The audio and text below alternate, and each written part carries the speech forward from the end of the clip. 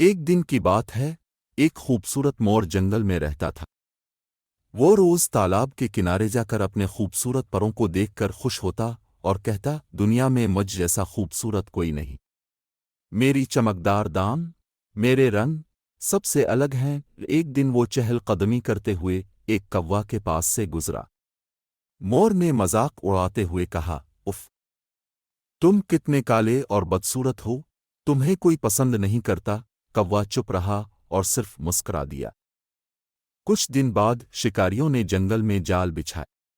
مور کی رنگین دام نے فوراً اسے پکڑوا دیا اور وہ جال میں پھنس گیا۔ ادھر کوا، جو سادہ اور سیاہ تھا، آسانی سے جال سے بچ کر الفاڑ گیا۔ بعد میں دوسرے جانوروں کی مدد سے مور کو بھی بچا لیا۔ مور بہت شرمندہ ہوا اور بولا، میں نے تمہاری سادگی کا مذاق اڑایا، لیکن آج میں نے سیکھا کہ خوبصورتی سے زیادہ اہم عقل اور عاجزی ہوتی ہے۔ سبق: کبھی بھی خود کو دوسروں سے بہتر نہ سمجھو۔ ہر کسی میں کوئی نہ کوئی خوبی ہوتی ہے۔